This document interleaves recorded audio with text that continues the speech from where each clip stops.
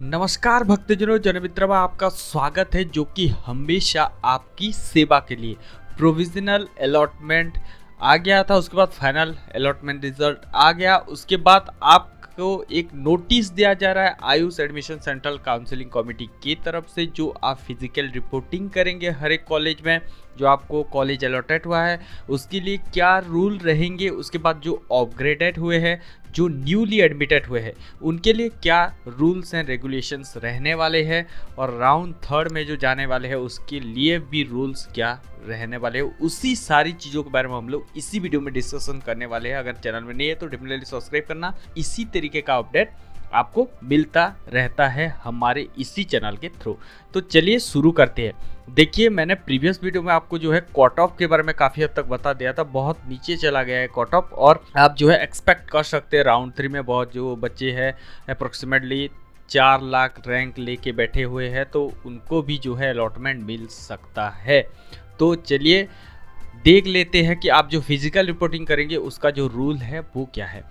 तो यहाँ पे लिखा गया है, the final result of round 2 counselling has been uploaded to before proceeding for admission instructed download provisional allotment letter. आपको डाउनलोड करना होगा फ्रॉम द पोर्टल।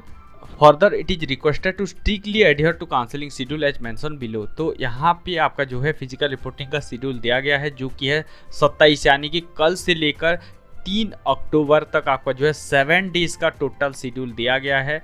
आप 7 दिनों तक जो है जाके आप जो अकॉर्डिंगली आपको अलॉटमेंट हुआ है पर्टिकुलर कॉलेज में जाके फिजिकल रिपोर्ट करना है विथ आपके ओरिजिनल डॉक्यूमेंट्स। ठीक है, सारा कुछ जो चीज़ें आपको यूनिवर्सिटी की तरफ से रिक्वायर्ड हो रहा है।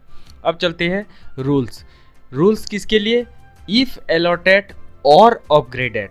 अगर आपको फ्रेश अलॉटमेंट हुआ है और अपग्रेडेशन हुआ है राउंड 1 से राउंड 2 में, तो वो बच्चों के लिए क्या करना होगा। पहले देखिए कंडीशन। पहले कंडीशन क्या है?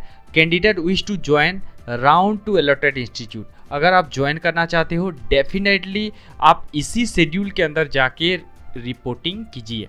ये पहला रूल। अब second, candidate wish to join the round 2 allotted institute and want to upgrade their seat during round 3। अगर जो बच्चा एडमिशन तो लेना चाहता है लेकिन वो अगेन अपग्रेड करना चाहता है राउंड 3 के लिए, तो उनको क्या करना पड़ेगा? आपको जो इंस्टीट्यूट अलॉटेड हुआ है वहाँ पे जाके आप फिजिकल रिपोर्टिंग करना पड़ेगा। उसके साथ साथ विलिंगनेस फॉर अपग्रेडेशन चूज़ करना पड़ेगा। इंस्टीट्यूट को बोलना पड़ेगा कि आप जो है रिपोर्टिंग के टाइम पे मेरे को जो है अपग्रेड करना है फॉर राउंड 3। उसके बाद चलिए नेक्स्ट वाला रूल है, candidate whose seats have been upgraded. Round 1 से राउंड 2 में अपग्रेड हुआ है और वो ज्वाइन करना चाहते हैं, तो उन बच्चों के लिए क्या है? Get an online generator relieving letter from R1 join institute and reported to the R2 allotted institute with original document as per the reporting schedule. 27 से लेकर 3 तक आपका जो है शेड्यूल दिया गया है। इसी बीच के अंदर आपको जो है राउंड 1 कॉलेज को जाना पड़ेगा, वहाँ से रिलीविंग लेटर लेना पड़ेगा विथ आपका डॉक्यूमेंट फीस वगैरह। उसके बाद आके राउंड 2 में ज्वाइन कर लेना है एज पर द डॉक्यूमेंट, यानी कि आपको कल ही चले जाना है और 3 तारीख तक आपका जो है रिपोर्टिंग करना है कॉलेज को। अब चलते हैं, कैंडिडेट जो ज्वाइन करना चाहते हैं राउंड 2 में, ज्वाइन नहीं करना चाहते हैं, do not wish to join, जो ज्वाइन नहीं करना चाहते हैं, देखिए उनके लिए क्या रूल लागू होंगे। इफ नॉट ज्वाइन 5 यानी कि 5 बजे तक आपका जो है शेड्यूल दिया गया है 3 अक्टूबर, आप ज्वाइन नहीं करते हैं, काउंसलिंग फी तो फोरफिट होगी। Candidate can participate in subsequent round as per the eligibility criteria fixed for the round by filling the fresh choices and need to pay the complete counselling fee again for registration. तो आपको जो है अगर आप 3 अक्टूबर 5 बजे तक join नहीं करते हैं तो आपका जो है काउंसलिंग फ़ी फोरफिट हो जाएगा, यानी कि आपको रिटर्न नहीं की जाएंगे। इसके साथ साथ आप जो फर्दर राउंड में पार्टिसिपेट करेंगे लेकिन आपको अगेन काउंसलिंग फ़ी रजिस्ट्रेशन फ़ी भरना पड़ेगा। अब चलते हैं, जो ज्वाइन नहीं करना चाहते हैं अपग्रेडेड सीट राउंड 2 में, तो उनके लिए क्या है? इफ़ नॉट ज्वाइन 5 बजे तक आपका जो है अक्टूबर 3-5 बजे तक अगर आप अपग्रेडेड हुआ है और ज्वाइन नहीं करना चाहते हैं तो आपका फी तो जाएगा ही जाएगा। कैंडिडेट अगेन पार्टिसिपेट कर पाएंगे सब्सिक्वेंट राउंड में, बट आपका जो है काउंसलिंग फी, रजिस्ट्रेशन फी देना पड़ेगा। और एक नया वाला जो चीज़ है, आपको जो है अगर आप ज्वाइन नहीं करना चाहते राउंड 2 में तो आप राउंड 3 में फर्दर पार्टिसिपेशन के लिए जाना चाहते तो आपका जो है राउंड 1 वाला कॉलेज बुक कैंसिल हो जाएगा। इसके लिए आपको जो है राउंड 1 से रिलीविंग लेटर लेके आना है विथ सारा डॉक्यूमेंट्स ओरिजिनल जो आपने सबमिट किए थे, बहुत सारी चीज़ों को आपको लेके आना है, ठीक है। आप ज्वाइन नहीं करना चाहते, बहुत अच्छी बात है। आप राउंड 1 कॉलेज आपका कैंसिल हो गया है बिकॉज आपका अपग्रेडेड ऑलरेडी हो गया है, आप ज्वाइन नहीं किए तो आपका जो है फ़ी तो जाएगा, बट उसके साथ आपका जो है राउंड 1 से आपको रिलीविंग लेटर ले लेना है, ठीक है। फॉर फर्दर फ्यूचर रेफरेंस आप जो है आने वाले टाइम में अगर काउंसलिंग राउंड 3 में पार्टिसिपेट करना चाहते हैं, अगर वहाँ पे आपको सीट अलॉटेड होते हैं तो आपका जो है काम आएगा ये वाला रिलीविंग लेटर। अब चलते हैं राउंड 2 जो ज्वाइन किए हैं उनके लिए क्या है। Candidate joined the round 2 allotted or upgraded seat later do not wish to retain the joined R2 seat in that case। मतलब जो राउंड 2 में अलॉटेड हुआ है या तो अपग्रेडेड हुआ है, अगर उसको नहीं लेना चाहते हैं फर्दर तो आप के लिए क्या रूल्स लागू होंगे। देखिए, candidate can exit from round 2 admitted seat with forfeiture of counselling fee. आप 5 अक्टूबर तक जो है 3 day prior of commencement of R3, जो राउंड 3 कमेंसमेंट होने से 3 दिन पहले आपको विड्रॉ करते हैं तो आपको एलिजिबल माना जाएगा इन बोथ यूजी में AA-CCC की और स्टेट काउंसलिंग में।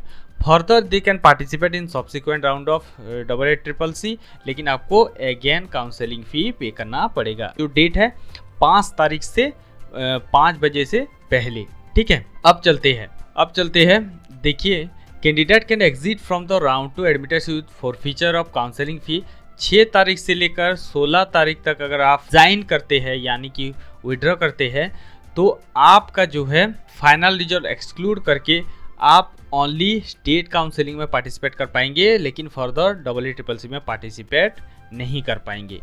अब चलते तीसरा, candidate can exit from round 2 admitted seat with forfeiture of counselling fee 17 से लेकर date of announcement of round 3 final result के बीच में अगर आप करते हैं तो आपको किसी भी काउंसलिंग में पार्टिसिपेट करने नहीं दिए जाएंगे। ये बहुत बड़ा चीज़ है। Ineligible in both counselling state और काउंसलिंग आपके ऑल इंडिया कोटा। तो देखिए, अगर आप 17 से लेकर जो रिजल्ट कमेंसमेंट के बीच में अगर आप करते हैं तो आपका जो है वो क्या हो जाएगा, आपके फ़ी तो जाएंगे, लेकिन उसके साथ साथ आपको बोथ स्टेट और ऑल इंडिया कोटा में पार्टिसिपेट करने के लिए नहीं दिया जाएगा। अब चलते, ये मैंने 3 रूल बता दिए, ठीक है। जो राउंड 2 बच्चे अगर ज्वाइन किए हैं और उस सीट को लेना नहीं चाहते हैं, फर्दर वो विड्रॉ कैसे कर सकते हैं, ठीक है। तो यहाँ पे अगर 5 से पहले करते हैं तो आप दोनों में पार्टिसिपेट कर पाएंगे। अगर आप 5 से लेकर 16 के बीच में करते हैं तो आप AA-CCC में पार्टिसिपेट नहीं कर पाएंगे, स्टेट काउंसलिंग में पार्टिसिपेट कर पाएंगे। अगर आप 17 से लेकर जो रिजल्ट निकलता है उसी के बीच में करेंगे तो डेफिनेटली आपका जो है फ़ी तो गया, उसके साथ साथ आप काउंसलिंग से बाहर। अब चलते हैं जिनका अपग्रेडेशन नहीं हुआ है। देखिए, यहाँ पे R1 admitted candidate if not upgraded during R2, मतलब R1 में सीट मिला था, R2 में अपग्रेड नहीं हुआ है तो वो लोग क्या करेंगे, R1 join candidate treated R2 admitted candidate treat किया जाएगा फ्रॉम द डेट 26, मतलब आज से of announcement of the final result and rules of R2 join candidate will be applicable to them. तो जो राउंड 2 ज्वाइन कैंडिडेट के लिए applicable हो रहा है, यानी कि ये सारे रूल्स जो आपके 5 यानी कि 16 और 17 ये सारे रूल आपके पे लागू होंगे। अब candidate whose R1 joint seat have not been upgraded to R2 and wish to retain the R1 joint seat, अगर आप R1 में जो है अपग्रेड नहीं किया है लेकिन आप R2 सीट को R1 को रिटेन करना चाहते हो तो आपको क्या करना पड़ेगा, राउंड 3 में चॉइस फिल नहीं करना चॉइस फिल नहीं करना तब आपका जो है राउंड 1 का सीट रिटेन रहेगा, आपको कुछ भी छूना नहीं है। अब तीसरा, not upgraded round 1 candidate who hold R1 seats and want to upgrade the seat in during round 3 candidate can participate in round 3 by choice filling. अगर आपको चॉइस फिलिंग करना पड़ेगा, अगर आप जो है अपग्रेड नहीं हुआ राउंड 1 राउंड 2 से, तो राउंड 3 में चॉइस फिलिंग कर लेते हैं, तो आपका जो है चांसेस है आपको अपग्रेड करने का। अब candidate who seats have not been upgraded from R1 R2 and do not wish to retain, तो R1 joint seat after publication of result, in that case आपको क्या होगा, देखिए आपको तो वही सेम रूल लागू होंगे राउंड 2 वाला, but candidate can exit from round 2 admitted seat in for feature. अब 5 से पहले जो है वही सेम रूल आप पे लागू होंगे, ठीक है। आप 5 से पहले ले सकते हैं तो आपको जो है दोनों में पार्टिसिपेट कर सकते हैं। 6 से 16 के बीच में लेंगे तो आपको जो है ओनली स्टेट में पार्टिसिपेट कर पाएंगे, डबल ट्रिपल में नहीं। अगर 17 में लेते हैं तो आपको जो है डेफिनेटली आपका फी गया, आप काउंसलिंग से बाहर। तो ये सारी चीज़ों के बारे में थोड़ा सा ध्यान रहना। Candidate are also advise to ensure to their seat withdrawal surrender generated online through the portal by the allotted institute. तो आप विड्रॉ भी कर सकते हैं, तो आपको जो है इसी पोर्टल में इंस्टीट्यूट का जो आप चीज़ें हैं वो आपको देंगे, ठीक है, विड्रॉ करके देंगे। तो ये था पूरी की पूरी चीज़ें। और all candidate advise to take admission made by the allotted college through online mode by generating provisional admission letter. आपको जनरेट करना पड़ेगा। एडमिशन में through offline mode shall be treated as null void. अगर किसी भी तरीके का आपको कोई और जो बोल रहा है कि ऑफलाइन मोड में एडमिशन होगा, तो वो आपको नहीं माना जाएगा। आपको प्रोविजनल एडमिशन लेटर आपको जनरेट करना पड़ेगा। तो ये था पूरे के पूरे आपके रूल्स जो कि AACCC में लागू होने वाले हैं प्रोविजनल एडमिशन में, जो 27 से लेकर 3 तक होने वाला है। तो ये था, मिलते हैं और एक नई वीडियो में, तब तक के लिए इंतजार करते रहिए। हमारे साथ जुड़ने के लिए दिल की गहराई से प्रेमपूर्वक धन्यवाद।